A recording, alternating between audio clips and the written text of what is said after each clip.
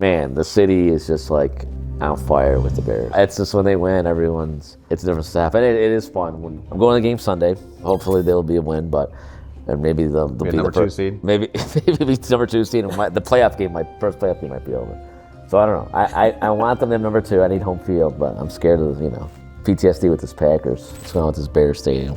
I think they buy the land, and I think there's only Cowboys, Manchester United is the only 2. Maybe I'm wrong. I thought I heard it at one point. The only 2 teams, there might be a third, that own the land, the team, and the stadium. So the Bears could pull that off in Arlington Heights. But what are they doing? Like now Chicago, then back to there, then back to Chicago, now Indiana. What's your take? My take is the Chicago Bears belong in Chicago. I think that Chicago's a city that could support 2 teams. I think the NFL is secretly just waiting for the Bears to build. That's interesting. I'm not saying like it's going to happen tomorrow. I think in the next 10 years. Really? I think so. But the Bears have to make moves probably within the next 5 years. Because right now they're at Soldier Field leasing the stadium. It's not an asset they own. Right. It's one of the smallest stadiums in the NFL, if not the smallest. And what's your next move? Well, I think the size is the problem. Because their issue with Arlington Heights is, okay, I could own the property, but if my taxes are more than my lease, what's the point? Yeah. I'm paying rent then again. Yeah. The World Cup's coming here next year. We can't even get a game here. The Kansas City's got it. Yeah, we don't have enough seats. We don't have enough seats. For real, you got to go there. I don't know. Some other city has it. That's like, I don't even know. It's like. Well, that's the other thing too. For like FIFA, you need to have grass. So we have the grass at Soldier Field. We just don't have enough seats. Although I think Detroit's got one, so they're gonna bring grass in. Oh, they are. They did it in '94. Welcome, episode 66 XR Podcast. I'm here with John Ellingson from our office and the great Josh Dortzbach from Forefront Engineering. We're in his great office downtown Chicago. So this is going to be a great episode. We're going to talk about things going on in the Loop. We're going to actually talk about some Chicago Bears stuff, the new stadium, commercial real estate vacancy, and everything in between. So stick around and listen up. So Josh, welcome to the episode, man. Thanks for having me. Appreciate it. So you've been doing this for how long? A little while. This is 28 years in the structural engineering profession, 18 years here at Forefront that I started the firm in 2007. I was 10 years at a prior company here in Chicago. Yeah. But I've been doing it for a little while. Doing it for a while? Yeah. I'm always super impressed with Josh. He's done a couple flips too, and those were fun. Yeah. And you had, and we talk Bears all often. We talk Bears often. Talk Bears, some business on often. For sure. Yeah, no, I appreciate the balance of big and small, right? Whether that's working with my hands or working with my head a little bit, and then finding some room in the space for the Bears. Sometimes a little bit of both. So we've been up here just before COVID. We moved here. We had been further down in Wabash. Here, but I'm saying Forefront, the company. Forefront Structural Engineers. This is year 18. So I was 10 years with another company, and then I left them in 2007 to start Forefront. Yeah, and you did mostly right before the Great Recession. So great timing on that. That always worked out well. That's when I started. I mean, I was in the midst of it, 2010. Yeah. Beginning of 2009, 2010 is when. Those things are coming back by then. 2000. I was trying to. 2007, I was trying to be battle with you, man. And you're like, we're back, man. We're back. Real estate was terrible. Terrible. Like, you're getting into it now. Anyway, but you do more like commercial stuff, like on the ground. Yeah, I do some residential also, but mostly commercial. It's always hard to find residential. Do you find that, John? Like, it's hard to find. Like, I sometimes we need a structural engineer. Like, some guy will find some crack, and they're like, no one wants to do it. Yeah. There's just no skin. No. Well, yeah, it's usually some guy in his basement, right? That's usually the model for that type of person. Obviously, I was looking outside. You have you're doing right? We were talking earlier. You're doing 30-story building, or? Yeah, 30 to 50-story buildings. But also, I mean, I believe in great cross section stuff. So I do a lot of small scale stuff as well. So it's not just large buildings or complexes. It also involves. I do actually do some single family stuff for the right people at the right time. Have been involved in other businesses that focused on that market as well. But my work ranges all around the country. When I started Forefront 18 years ago, the goal was to have 3 different buckets of work in areas that I work. Most structural engineers work for architects, and I do some of that, but I also want a third of my contracts to be directly with owners and developers, and a third of it to be directly with contractors. So that diversity keeps us relevant, also gets us paid faster, and allows us to navigate the market much more cleanly when we're working directly with the end user. It also gives me an opportunity to when I'm the first contact or one of the first contact with an owner or developer, and they don't have an architect yet, I can actually say, hey, why don't you think about this team? Yeah, and then you know how they work and everything. So we were talking earlier. Yeah. We can't see it, but there's like a burnt column there. So you're doing, what are you working on? Don't you? What am I doing with that? Yeah, what are you doing with that? Column in my office? No, not that. I mean, what are we working on? We got, so, you know. Yeah, so I would say, so this is the way I would describe our portfolio today. If those were the client bases I talked about earlier, like architect, developer, contractor, the project typologies are threefold. One is like tall, post-tension concrete high rises, like multifamily hotel type projects, 30 to 40, 50 story buildings. The second typology is adaptive reuse. So we do a lot of taking old building stock and converting it into new uses. So like we did the 1K Fulton and the Fulton market area. We've done a lot of that work around the country. So we have expertise in that space, working with 100-year-old buildings and making them relevant for current day. And then the other third of our work is large mass timber. So I was describing this here earlier, the difference between wood frame, like stick construction that you might be used to seeing for residential, and what we're doing now in the commercial space is taking small pieces of wood and gluing them together into big pieces of wood that build high rises. So in order to do that, you have to solve the engineering challenges, but you also have to solve fire challenges. So we just got out of a fire chamber in the summer down in Austin, Texas, doing the first ever fully loaded 3-hour burn test on big wood for high rises. Yeah. And we're in the midst of construction. It's currently in transition and pause, but hopefully going to resume again up in Milwaukee on a 31 story. We have a 15 story in East Lansing that's going to get going. We have a 12 story in Columbus, Ohio, another 20 story in Atlanta. So kind of all over the country. Yeah, but what's cool, I mean, if you caught that, like it's a column that's burning with 2 million pounds on it, you said? Yeah. So they just light this thing on fire, let it burn for 3 hours, and can hold 2 million pounds. Yeah. And you're saying it's just as good as steel. Yep. So the beauty of this is it's a renewable resource. And I design and build with steel and concrete also. So I'm a believer that you need to have a good cross-section of materials from every typology. A lot of people kind of get siloed in one space, but I believe that wood is one resource that we need to use well. So it's renewable, unlike steel and concrete. You can recycle steel, which is also good. And the concrete industry is doing great advances to become more carbon neutral than they have been in the past. But with wood construction, you're actually taking carbon out of the atmosphere through the process of growing the tree in the first 20 years of its life, storing that carbon in the tree, and then harvesting that tree, and then cutting it into pieces that you use in the building. And then for every tree you cut down, you plant two or three more. So you're always renewing that resource. I mean, where are the trees at? I mean, do they cut? So actually, a lot of what we've been doing is pulling from overseas in Austria in particular. Really? Why we don't have it here? Yeah, well, we do have trees here, but the Austrians in particular have been way ahead of the United States in terms of their manufacturing capabilities for mass timber. So the not only the sawmill from the harvesting of the tree to the production of the final product is very well-oiled machine in Austria. So we actually ship a lot of that wood over. Well, now with tariff situation in the United States, that's changed. And so we actually have a manufacturing partner down in Dothan, Alabama that has a massive facility. They're called SmartLam, and they can manufacture competitively large glulam structures and cross-laminated timber structures. So this is taking pieces of wood, gluing them together side by side or crisscrossing them. So you think of like a typical floor structure in a building that might be 20 or 30 feet between columns. We now can do that entire span with just wood and the solid slabs, like an 8-inch thick slab that spans 20 feet. So your floor-to-floor assemblies can change. So a lot of that allows us to build, to your point on where's the resources coming from. Domestically, we actually have a lot of forests.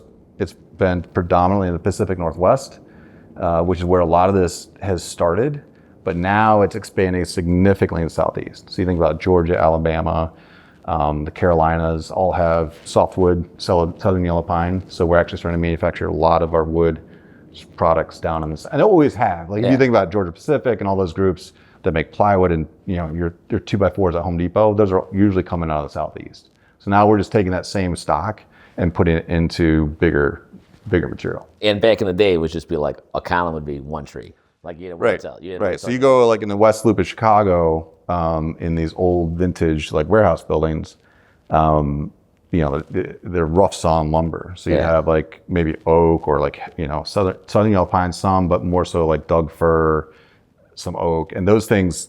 Yeah, one tree would be like one column. Yeah, right? It'd be like a 50-year-old tree. Right. And so now we're doing it with 20-year-old trees that are smaller, grow faster, and we can take smaller pieces of wood and glue them together and create big pieces. And they're actually stronger than the original wood. That's stronger. Yeah. So you're doing this all around the country, but not Chicago, right? Yeah. Yeah, unfortunately, the city that burned down in the 1800s isn't exactly advancing their technology. There are a couple proposed projects in Chicago. There was one that got approved at 10 stories and never got built because the developer couldn't make the numbers work. So there has been approval for one at 10 stories in Chicago. But compared to other cities in the United States, they're not as advanced in terms of adopting new technology. Like, for instance, the Chicago Building Code it's been several years now, but finally got updated after decades, right? And we finally got on track with the International Building Code.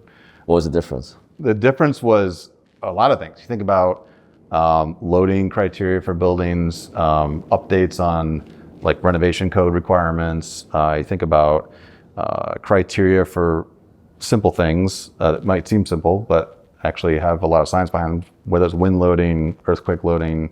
All those things affect how robust your building has to be, right? And so if you're not adapting your codes and keeping up with the latest technology, you're kind of left behind in the old ways. Really? So we are changing them. For residential, I feel like Chicago, I don't know, John. I feel like Chicago's like stricter. I don't know, when I see. No, you're right. So that's why. So like EMT conduit, for instance, in Chicago. You wouldn't have that anywhere else. Well, in a lot of municipalities, you wouldn't have that. Or copper versus PVC or cast iron. All these things that, yes, and I as you know, I'm in the residential space too. So yes, for residential codes, it is definitely more conservative. And I would say the same thing for commercial as well. That's part of the problem. Is like when you have conservative building codes, it drives the cost of construction up. So we need to advance with the technology and allow to be a little more liberal in the codes so that we can actually bring cost of construction down. So it's just so basically updating it, it's less lenient in a way because it can be in certain areas. It's I just say it this way, it's more relevant to the latest science, right? Which says that you can, yes, be more lenient in certain areas. Yeah, because you can't even, you can't, the sewer pipe, and let's say residential, it has to be clay still. Yeah. Was there any thought behind it? Like, do you know? Like, why is clay still? I mean, I is there any reason? Like, why would, the rest, everywhere else is PVC? Yeah. So the tree roots can grow through it. Yeah, so it can still have tree roots? Yeah. And they could crack? Is that the reason? Right. So we could still... No, I mean, they're some municipalities, like, well, PVC, if it's exposed to UV, for instance, decomposes, right? So, like, there's concerns, but this is buried below ground. So what are you worried about, right? Yeah. And there have been programs in Chicago, in commercial, to substitute PVC that have been successful on a periodic basis, but they haven't integrated that fully into the code. Yeah. So it's like they're experimenting with ideas, not fully adopting them. But we are making progress. So with the timber, is that commercial mostly or residential or both? Both, predominantly commercial. But I'm also involved in another startup company called Timber, TMBR, where we are taking this product into the residential space of 1 and 2 story homes, and building basically homes that can unfold into place. So they're productized. And if you think about the affordable housing crisis in the United States of being, a $1 trillion problem, whether that's, affordable housing, or even after mass casualty events, or say the Hawaiian fires, how do you replace that housing stock quickly? I personally don't believe that answer is in modular construction. I think that shipping boxes of air around the country is not a good idea. I think that having prefabricated components that have potentially proprietary ways of connecting them together faster make way more sense. And so we are and have been working on solutions using mass timber in the single family market. We have 65 patents right now in that space and kind of looking to expand that. So like, what's the difference in cost? Like, what do you think? Through timber, we have a project up in the northern forest of northeast part of the country. We're bringing costs down significantly, and my partner and I could speak to that more directly, but let's just say that we are bringing the cost of construction down, especially for parts of the country that don't have a good workforce labor, because it's all about, like, we want to build these homes without even a tape measure. So like everything's, if you think about a Lego kit or a Lincoln Logs kit, if you're older, like everything fits together in their pre-arranged conditions. You don't have to bring a tape measure out and cut things. Yeah. It all comes out. It's like assembling an IKEA home or the old Sears catalog homes, right? That's what the Sears was? Well, I mean, essentially, yeah, old Sears catalog homes were, I mean, this is the reinvention of the same idea, right? Or some version of that fell off the wayside. But yeah, so we have a labor problem in the United States, and it's affecting all aspects of construction, but especially residential construction, because we just don't have enough people going into trades. And so we have to be able to build with fewer people more efficiently. So that's the main savings, is really like the cost of the labor that's going into the so with homes? mass timber, the material costs more than like 2x4s because you're using more wood, right? But your saving is certainly in the labor side of things, and even in some of the finishes. So we're not having to put drywall on everything, for instance. You can leave it exposed.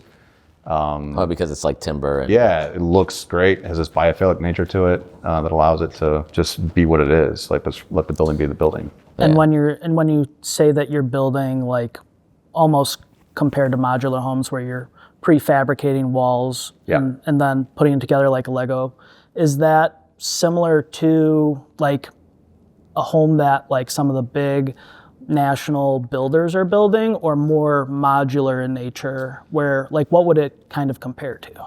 So standardization is important with anything that you're going to take at scale. Yep. But these homes look and feel custom, in part because of the nature of the material that we're using and the architecture design of what's being done. So they don't feel like prison cell modular buildings. And another part of that too is that we have frames that unfold. So we, like, the frame unfolds, and then we have like SIPS panels, highly efficient, energy efficient solutions that go over top of that and create a beautiful space. So they don't look modular. I've done modular, that's a whole other conversation. I think there's a time and space for that. Sure. But when you're trying to solve a problem across the entire country, Yeah. I think this is the way to do it. It's not with modular. If you're trying to solve a housing crisis in a major city like Chicago, I think modular can play a role. Sure. But if you're trying to solve this industry-wide, the answer's not modular, Got it. in my opinion. Do you think the home builders, like, there could be like a time period where they adopt some of 100%. this materials? 100%.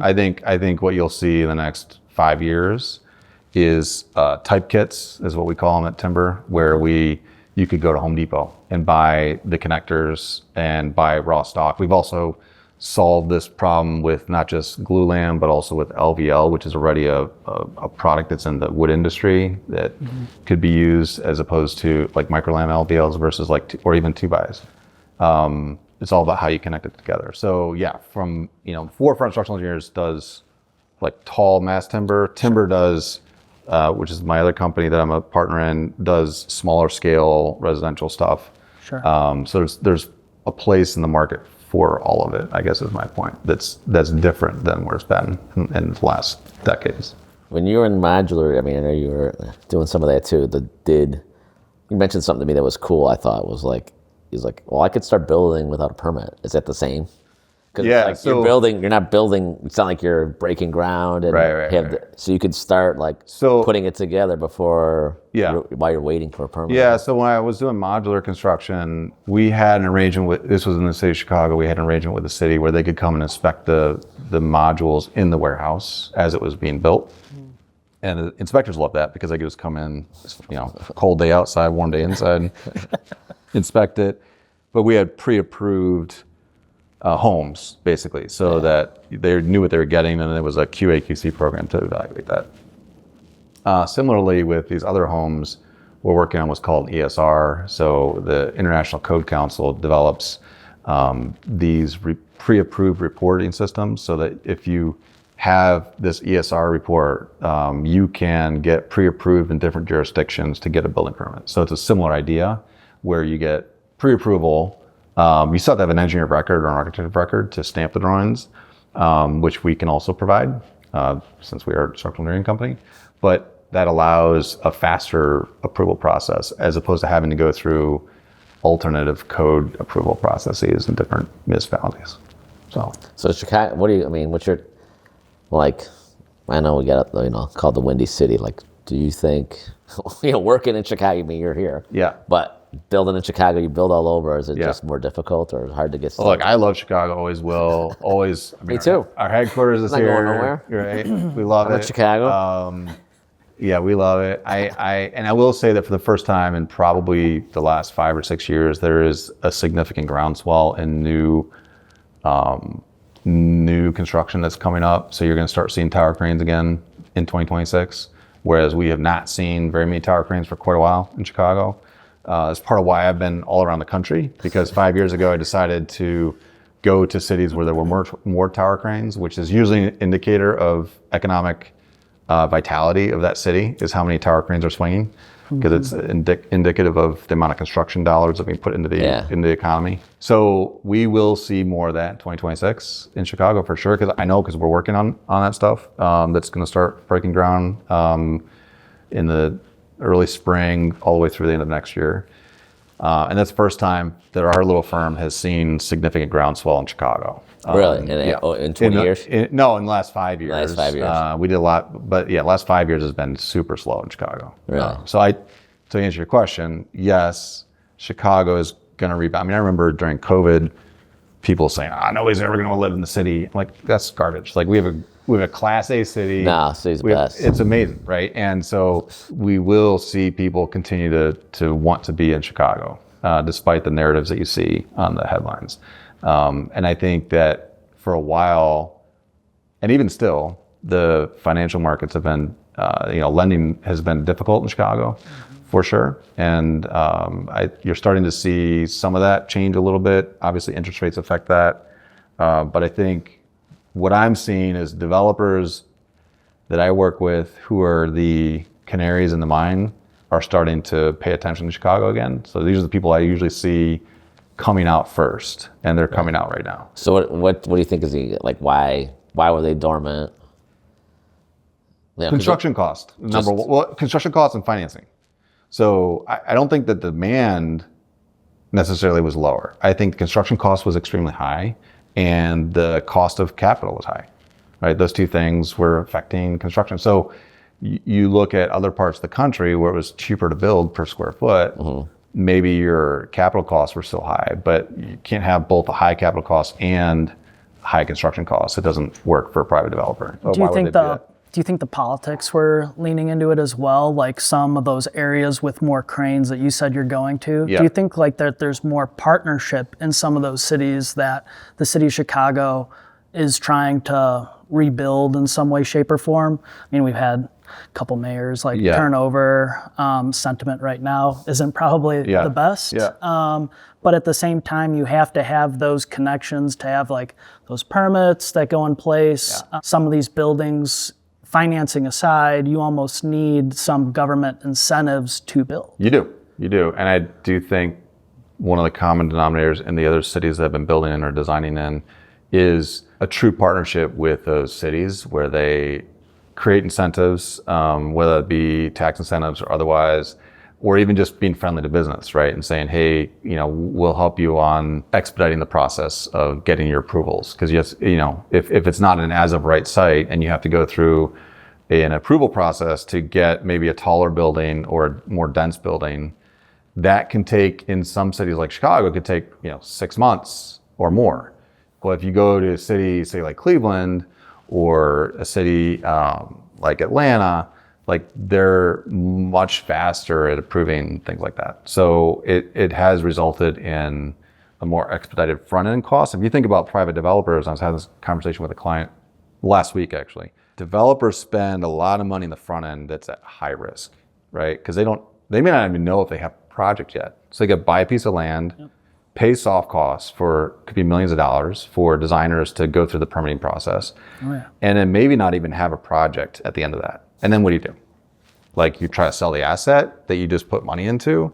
Not a great deal, right? So if you can de-risk that early phase, in part by using partnership with the local municipality, you can significantly encourage development from these private investors who want to invest, but they need to de-risk that front end. Yeah. And people say, well, they're making all the money. Yeah, they're also risking a lot of it, right? So if you want to see economic development with real estate, you have to have a little bit of all of it, right? There's no like, this is the only answer. It has to be a little bit of all of it. Construction costs have to come down, lending costs have to come down, partnerships have to go up. And it's true in residential as well, like single family developments as well. I was just down in Charlotte, North Carolina, visiting my in-laws, and that city has been growing like gangbusters forever, right? And like, Charlotte has this outer ring highway system like Atlanta does. And every year I go down there, it's like there's another housing development that's thrown up, right? Like just nonstop. And a lot of it's tract home, type homes that are fine for starters or whatever. Yeah. It's not got maybe the same culture or look or vibe that a city might have. Yeah, totally. But it's a suburb, right? But anyway, my point is that like they've been doing something right for the last 10 plus years. And it's probably a little bit of all. So I think there's a lot of room for residential development to expand as well. So that leads us, what's going on with this Bears Stadium? Let's go. Well, we're talking the city, this, that. So I think they buy the land, and I think there's only, Cowboys, Manchester United is the only two, maybe I'm wrong. I heard that, I thought I heard it at one point. The only two teams there might be a third, that own the land, the team, and the stadium. So the Bears could pull that off in Arlington Heights. But what are they doing? Like now Chicago, then back to there, then back to Chicago, now Indiana. What's your take? My take is the Chicago Bears belong in Chicago. Yeah. Right? That's my first take. Second take is I think it makes business sense to float these things out there to get the best deal possible. For sure. And so who's not going to put some red herrings out there? I know, but it's been a long time now. It has been a long time. Like and at some point, you can't cry wolf that many times, right? Yeah, so back and forth with Arlington Heights, and now you got Gary or I don't know, Northwest Indiana somewhere. Yeah. Putting the Bears in Gary would be a giant mistake for the Bears, in my opinion. Yeah, you got to go. At least Arlington Heights is somewhat close to somebody. Like that's like really not. My understanding was that Arlington Heights, like a 10-mile radius, was like 50% of like season ticket holders. Oh, is that right?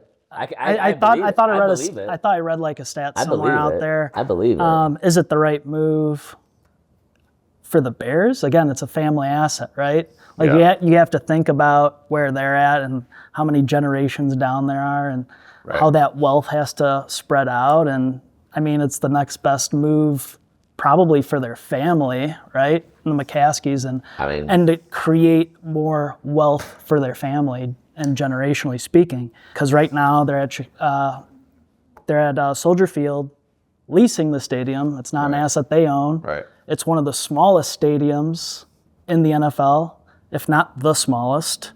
And what's your next move? Well, I think the size is the problem.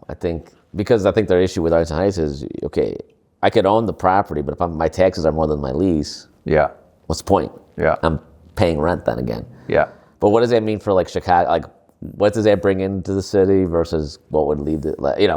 I guess other than nostalgia, whatever. Why would for the city to like make a play at keeping the Bears here? What would be? It doesn't look good to say, oh, we're going to give them tax. It doesn't look good to give a big corporation tax breaks. But does that, like, what's your take on it? You deal like with whether tax break would keep them here. No, not whether they keep. Like, what does it mean? Like, it's like, what's the city have at stake losing them, or what does Arlington Heights have at stake of losing them? Like, what could that bring for a city? You lose all the revenue that the Chicago Bears bring. Whether it's, especially in a space that we're growing, whether that's people coming from out of town, like hotels, like all that, and those are soft numbers out there anyway. You think about conventions and things that bring business to any city. Yeah. But if you're going to compare those, you got to compare an organization like the Bears with their history and people traveling for games, coming. I mean, there's definitely revenue outside of the Chicago Bears that City of Chicago would gain, or businesses in Chicago would gain. It's 8 games a year, so it's not like it's the Cubs, where it's Agreed. like 180 games. So I'm just thinking like 8 games. I mean, so that's. But again, hotels, this, that, and they're because I've gone to. I mean, other cities it's hard to compare, but some of them are just right in the middle of the city. Some of them are downtown. So I don't know if it's. I think most stadiums are, especially new developments, are moving out to Are they? burbs. Yeah. I mean, I know. I see both of them. What New York team plays in New York currently? The Knicks, right? Well, I'm talking football. Oh yeah, that's Only the Bills. Yeah. The Jets and Giants play in New Jersey. New Jersey, yeah. No, I'm just trying to see what would make, what would be the right thing. I think there's a lot of play here. I mean, if you take a step back and look at the NFL as just an organization, what they've been doing like the last 5-10 years, I think that there's like a major push to get that international audience. Yeah. And I think that with growing an international audience is trying to eventually expand internationally. I think that like the Jacksonville Jaguars owner, I think the Jags have played in London since like 2010 or 2011, something like that. Like it's been a very significant amount of time that they've played. I think they're the team that's played most internationally. That's because their owner has like ties to London. But at the same time, I think that if they can grow internationally too, they probably have to grow nationally as well. I mean, I think if you think of, well, that aside, like think of the NFL growing in Chicago. Like I think the NFL is holding their breath and being like, just move out so we can put like a second team in Chicago. I mean, if you think of a city that could support 2 teams, LA does it, New York does it. I think Chicago could for sure do it. I don't know, but I think there's too many. Like LA, they never had it. They kept having teams move in and out of there. They've had teams move in. Yeah, they were there. They're gone. They're there. Like the Bears. I don't know. I can't see myself rooting for like another team. I'm not saying that. Like Carolina comes here. I think that you'll Unless have. they're like really bad. I think you'll have people that are heartbroken that the Bears leave, and half of those people will. Probably more than half will stay loyal, but at the same time, like you said, there's only 8 games a year. It's easy. Yeah. It's easy to support another team when you only have to go to 8 home games. I guess. Yeah. Well, they don't. I think some teams they just do the television. They don't really care of. Right. Like some stadiums, only 40,000 people. Right. Like, right. I mean, it's easy. It's easy to pack a stadium, especially if you're doing every other week in Chicago. Yeah. So I mean, I think that. Chicago's a city that could support 2 teams. I think the NFL is secretly just waiting for the Bears to build. That's interesting. I'm not saying like it's going to happen tomorrow. I think in the next 10 years. Really? I think so. But the Bears have to make moves probably within the next 5 years. I mean, I was telling people, like, again, a few months ago, I was like, oh yeah, Arlington Heights is a done deal. They're going to start breaking ground and like it's going to be whatever. This spring they'll be having shovels in the ground, moving dirt. It's going to be Timber Stadium first one. That's what I was hoping for. And then all of a sudden they came out with the Northwest Indiana news, and I was just like, oh, here we go again. Yeah. And don't get me wrong, it's like Northwest Indiana. I'm sure like Indiana wants. Oh, for sure. Like they're going to lean in as heavily as possible. They got over there. They're going to try to They're going to try to make it as much of a like. They're going to throw everything at the Bears, and the incentives are going to be up the wazoo, where I think like they might have to actually look at it seriously. If you look at Arlington Heights, the distance from Arlington Heights, Northwest Indiana, to where we are right now in Chicago, for sure. It's equidistant almost. I know, but if most of the people are like north, like you're saying Northwest, that's a haul to go there. I don't disagree. But anyway, what do you think we're doing? We going? We're going all the way? Is that the question? I'm just, I don't know. I have PTSD, so it's like I was saying before. It's like I'm going to the game Sunday. Nice. So by the time this is out, you'll be out. Hopefully there'll be a win, but and maybe they'll be number 2 seed. Maybe number 2 seed, and the playoff game, my first playoff game might be over. So I don't know. I want them to have number 2. I need home field, but I'm scared of PTSD with this Packers. Do you want to play the Packers? I think you almost have to. Like you get that number 2 seed, you play them, if they and lose the Packers, it's like they erase the season. Well, but I look don't- at it the I- other way. Look yeah. at it and say, like, Look at where you they were go beat last 'em, year. right? If you beat them, yeah, it's Yeah, it's a like risk. you finally like shook that off. Did you see the first 2 games? I'm just going off that as my guide. I could just. I mean, you saw the 49ers game. We could play with anyone. We can. We could beat any And- team, but and I I'm think just used if the to. I'm used to defense- disappointment. Think of the defense in which we're used to being so strong. If that can hold up a little bit A better, little better. We have no pass rush. like no Max pass rush. Yeah, I don't know. spring I accent. don't agree. Yeah. I would love that, but I don't. I just don't like putting my eggs in one basket. I just say keep drafting players I'm with you on that. because they drafted 2 guys and they both got hurt, or they Yeah. signed one, and they drafted one and they're both hurt. You got Sweat. I mean, I know on paper it looks like he has a good year, but it doesn't. When you're watching the game, you're like, man, do something. This guy's got all day back there, and It's true. I don't. I don't like the bigs. Like you look at what happened with the Packers, you look at what happened in Washington. Like Washington, they're like, Super Bowl contender. They sign all these players. Then the quarterback. Now they're old. They're an old team. Versus like if you, you get. Well, you gotta look at the cap for sure. I mean, because you could go sign, and then you got that's the other thing. Having all these rookies coming in, right? You got to think about paying them in the next 3-4 years. Exactly. So And it's leave like enough cap room for that. you do. So it's like, can you afford it? I mean, they're actually paying a lot for their defense. Yeah. But I feel like if you get they have the coach, they have the quarterback, we got the foundation, pun intended. if we, now you can kind of just get the best player, right? You could just whoever's the best, we could pick him because we don't have to we need a quarterback, we need a receiver. We got receivers, got tight ends, got running backs that are decent. We'll see. Got an offensive line, so you're gonna have to start rebuilding the offensive line. Yeah, well, what's the one common denominator? I mean, there's a lot of things you just spit out there, but the one thing that we've been saying for decades now is the O-line, right? Yeah. That is what has made the difference. Oh yeah, 100%. Big time. That's why we have an offense. But I mean, For sure. and then you can't get that. That's what I'm saying with the draft because you can't it's hard to. It takes years to get an offensive line. Like you have to draft them, then get them up to whatever speed. Oh, we know. Spent 2 decades. Yeah. Yeah, we never did it. I don't know what we're doing. I don't know what we're doing. So we'll see. But I think the city is just on fire with the Bears. I mean, it's just when they win, everyone's. It's a different step. It's different stuff, and it is fun when going to Arlington Heights and coming down here. It's like down here you're in the city on the lakefront. I mean, it's pretty awesome being down here. So it'll be interesting to see if they leave.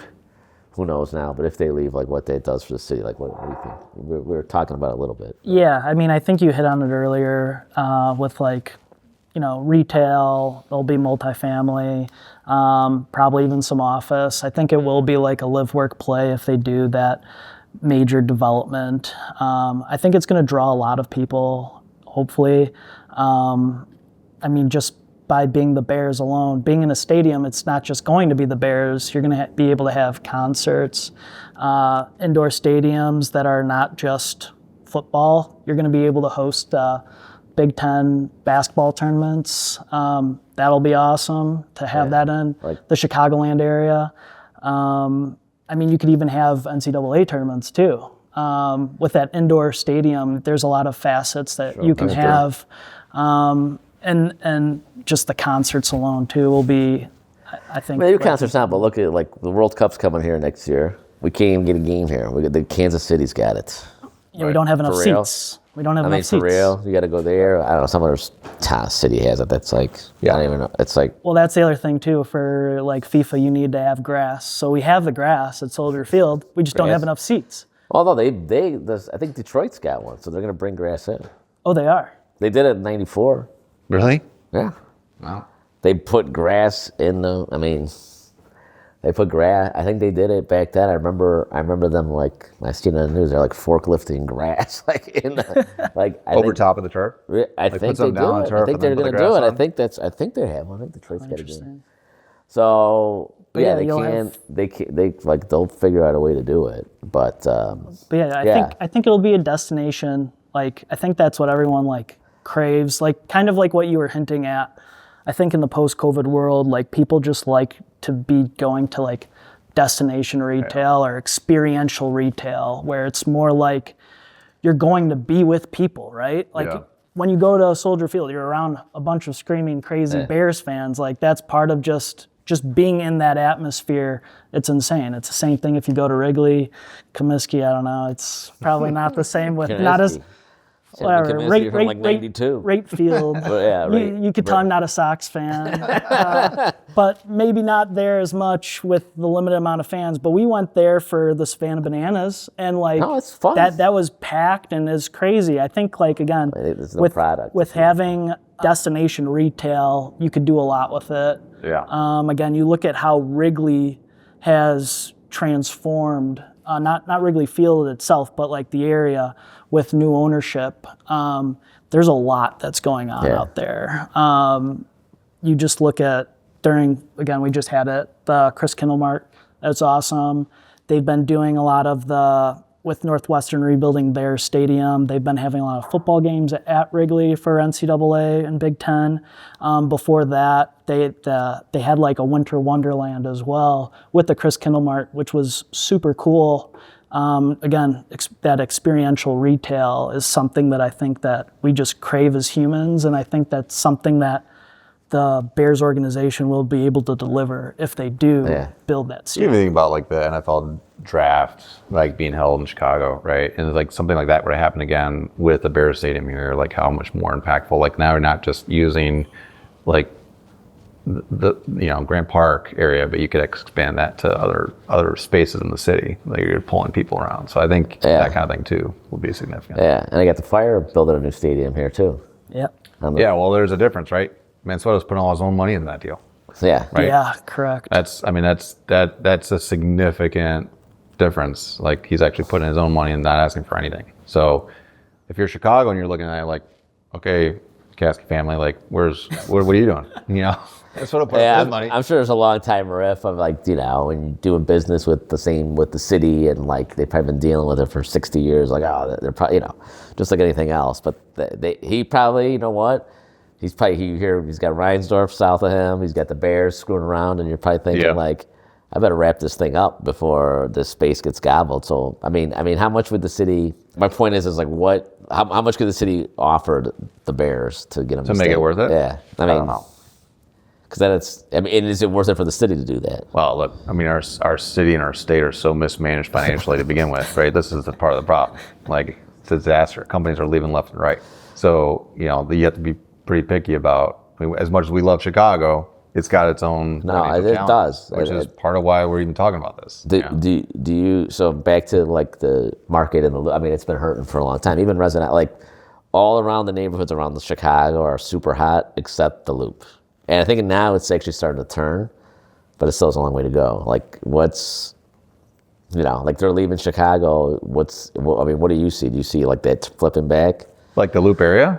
Just, how much vacant, where you're at, you actually got a good vacancy rate for nowadays. But other neighborhood, you were saying. Yeah, LaSalle Street's a ghost town.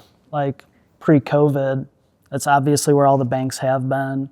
Why did they leave to begin with, and what's going to get them back? What do you think? Work from home is part of the equation, and the amount of how much space you're using in your office is a huge component. So it's not just everyone's trying to be strategic at their office space that they're using, and what their actual utilization rate is, and how productive can we be as a company with a portion of our staff working from home all points of time. I'm sure employees make the argument that you get more work done at home, but at the same time, you don't have a culture. Right. So it's a double-edged sword for sure. A lot of the newer buildings have been highly amenitized, and so that's one thing that draws people from home to work. Absolutely. Right. To be hey, I want to have a place to go hang out at lunch or with my coworkers after work, or even work events in common space. And so that it actually happened before COVID, the whole WeWork movement, which kind of moved in that direction of highly amenitized spaces that you could have a small fraction of space. This is pre-COVID, pre-working from home for most people. So the idea of incubating, and WeWork did what WeWork did, but that was a precursor to where we are today with, is your space amenitized or not in the city, right? And so you have all these killer buildings in the West Loop, brand new, some of them being built during COVID, that are now leased up mostly, because they have all these amenities. And then you have an old stock of buildings here in the Loop from the turn of the century, 1920s-ish, that need a lot of work. and are usually not amenitized. And so you got kind of old, like not a whole lot of natural light. People are maybe leaving those buildings in favor of something a little more tech savvy and amenitized, on the West Loop. I mean, is the location kind of gone away? Like, okay, versus being in the Loop, West Loop, is that like a non-factor? So, I mean, there are anomalies. Like the building we're sitting in today is an anomaly, right? Like we're at least 85, 90% utilized here. And the landlord is a friend of mine, just put a lot of money into creating amenity space on the 7th floor. You can check it out. It's a great space. It's got meeting space, like a bar, shuffleboard, pool tables, espresso bar, like all kinds of stuff there for tenants to go enjoy, or to have clients in and rent the whole floor out, right? Yeah. So like that kind of thing in a building that was built in the 1930s. There are a couple of them in the Loop, not a lot of them. That was a wise investment, right? He's retaining his client base in the building, and the retention rate is high. But that's not, and we're only 2 blocks from LaSalle. So the same corridor that's having problems, same vintage building, different results. I think the amenitization of buildings is one of those crucial keys. Yeah. So you might have more tenants, fewer total square footage in the building that they're leasing because they have whatever hotel stations, people that come in the office, like my office, I have a mandatory 3 days a week in the office. I usually get 3 or 4 days a week out of people because they enjoy being in the space, right? Yeah. And it just makes a difference. Sure. No, I think I've worked from home before. There's something to be said about like going into the office. You feel more, I don't know. Like I know you could, there's a lot of distractions at home. Like I don't get more productivity at home. I mean, it's nice to have that option. Like, hey, I just need to do ABC, and like I did a full day. I got to send this email this, so I don't want to wait until tomorrow to go in the office just to do 2 things, get it off my plate. Right. So there's that aspect, or if you have to go somewhere after. I mean, there's times where working from home is beneficial. You don't have to like work a half day because you have something, you have your kids' school concert or something. So you could work from home. You could put a full day, and I think that's got an advantage to it. But I don't know. There's a lot of distractions at home. I mean, if you live alone, maybe not. But if you have family, it's I think even generationally, there's a difference. Some of those are related to things you're mentioning, but if you have a 1 to 5 or even 10-year person who is still learning their trade and working from home in isolation versus in an office with a 10 to 20-year vet who is, I can just lean over and say to you, hey, what do you think about this? Yeah. They can provide instant feedback. You're not jumping on a Slack channel or on a Teams call or whatever. Yes, those things are helpful, but to have that in person to resolve issues faster, like especially, so I think senior people can work from home easier because they don't need as much of that, but the junior people need it, even though they may not always want it. And I think in my office anyway, the magic happens when both are there. When the younger folks and the more seasoned folks have an opportunity to rub shoulders, because the more seasoned folks are like get some energy off of that. The younger folks also get energy off of that. So I think I'm a big believer in collaboration in person, but having the flexibility to work around. Especially like if you're young, like I don't want to bother this guy again because you're calling him on the phone or messaging him. Yeah. And if I see him next to me, I'm like, okay, he doesn't look that busy. I could just I could just ask him, or whatever. You can go you know what I mean? grab lunch together, and like small conversations happen that wouldn't have otherwise. Exactly. That improve your overall. So basically, you gotta the older buildings or the vacant buildings need to have more amenities. Yep. And what about cost? Is cost come down? Like, have you seen like people rent? Well, space? so that's another interesting thing is that because of the vacancy rates in some of these older buildings, there are going to be some deals, right? People are going to be able to, if you have cash and you have vision to transform an asset, you could make something happen. Really? I think it does take a little bit of a groundswell. It's going to take some early adopters. I think there's enough of a base here already. People already coming down to Loop for work, for play, for live, right? I mean, it's not like we're Gary, Indiana, right? I mean, another reason the Bears shouldn't go there. But like there's a lot to enjoy about Chicago. Oh, and great. So I think having that baseline, and it wasn't that long ago. I remember in the early part of my career, around 2000, there was hardly any residential downtown Chicago. It was a ghost town. Like you come down here for work, and the businesses were everybody's coming down here. So from like 9 to 5, packed. After 5 o'clock, nobody, right? That's different now, right? There's people actually down here on the evenings and on the weekends. Is it the same as some other cities? No. And there's a lot of reasons for that, but I think there's a nucleus of folks who want to be here despite whatever headlines you might read, right? Yeah. And so I think it's going to my dad grew up, he had a newsstand down here, I think when I was probably 1. I mean, he even says it's like that, it's way better than it was back in the day. Oh, yeah. I mean, you see pictures of like where the Millennium Park is, it was just an ugly parking lot. Yeah. You know what I mean? Like you come down here, the kids had a day off. Let's just go downtown for the day. It was a Monday. So I don't know if Mondays are work from home days. They generally are. Are they? Because it was like 60 degrees. Yeah. It was a fall day, so it was just awesome. Yeah. So, now that I'm older, I don't like, when you're 20, you're like, you want to see people. I like it. I hope nobody's here.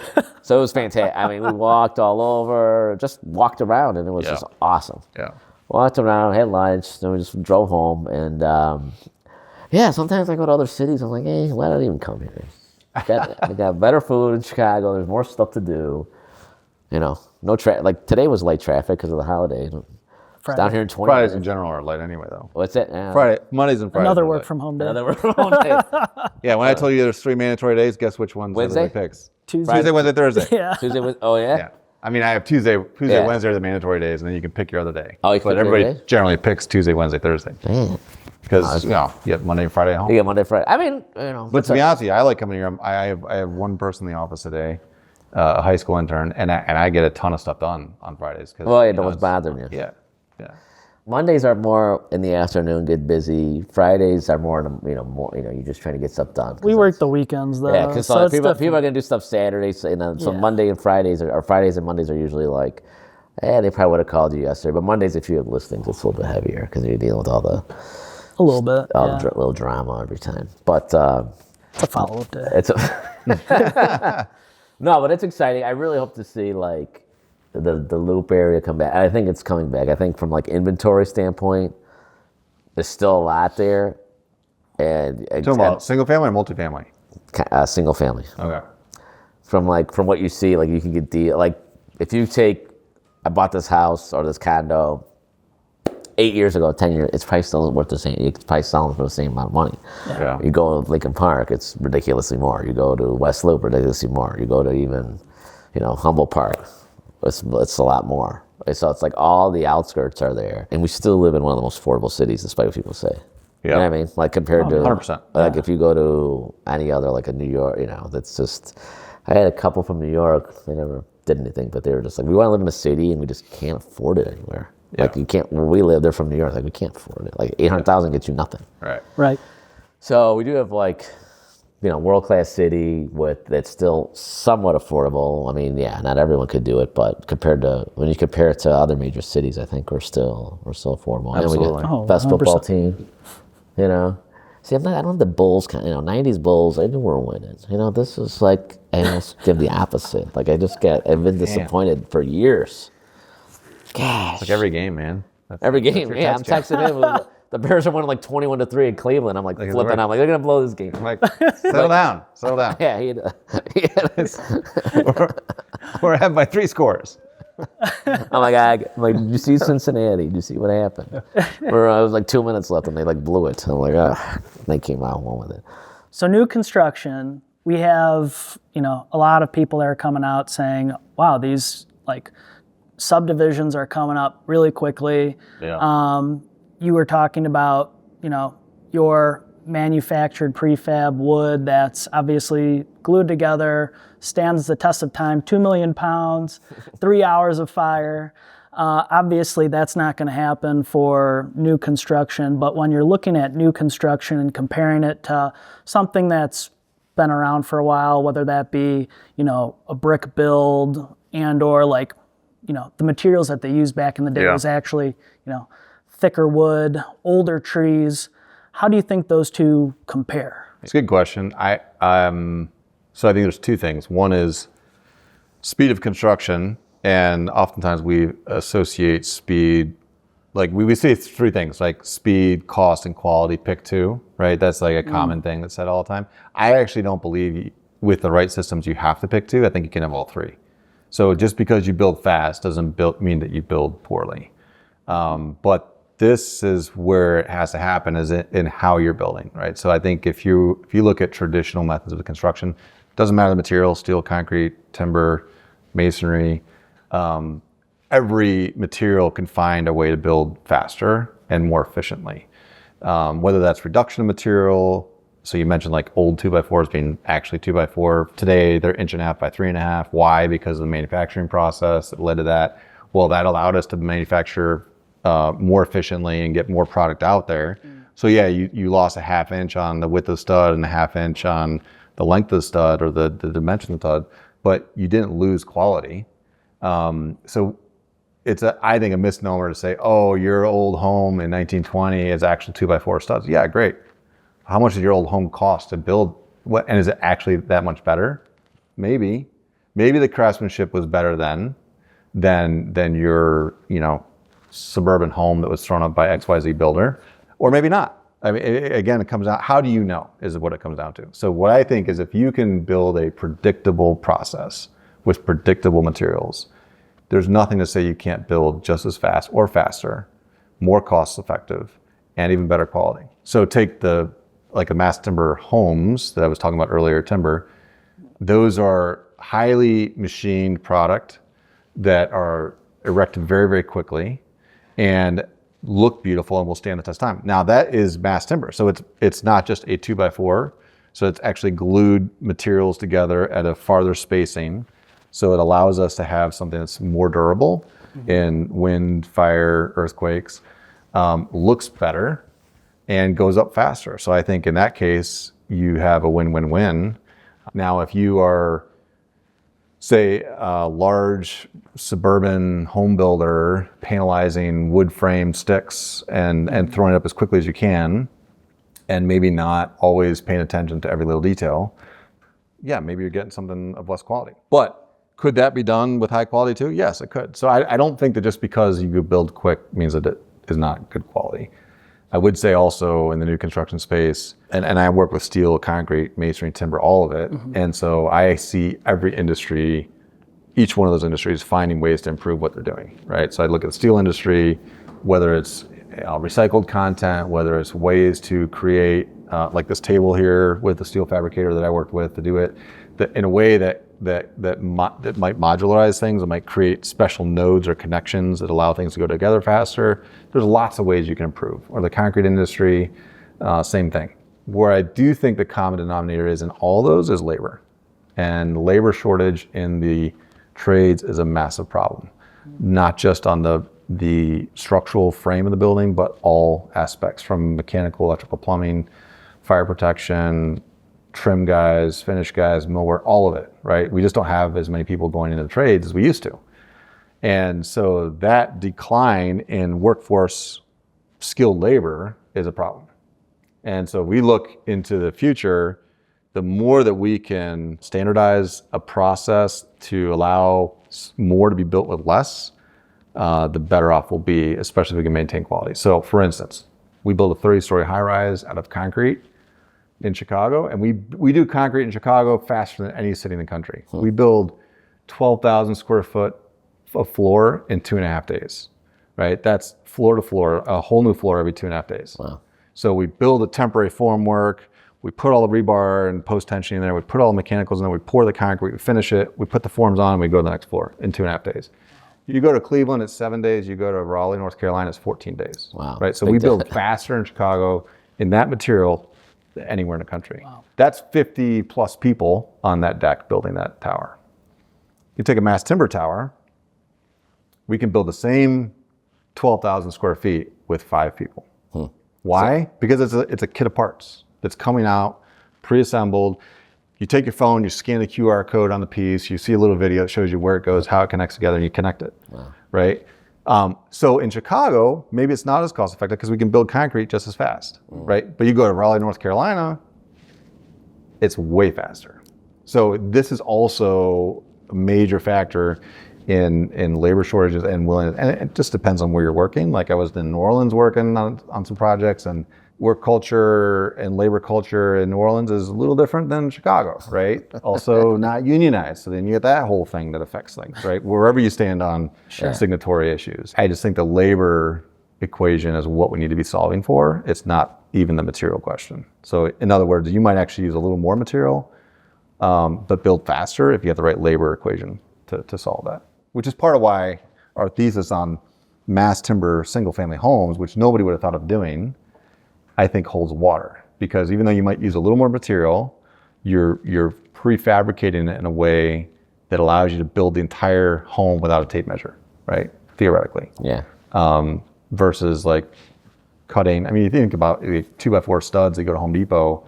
Why do they have a 92 5/8 stud length? I don't know if you know this answer or not. Versus an 8 foot versus a 10 foot. Well, the reason for the 92 5/8, why, right? Well, it's because in a traditional stick frame bearing wall, you have a single 2x4 laid flat for the sill plate, they call it. Then you have a stud on top of that. And then you have two studs at the top track.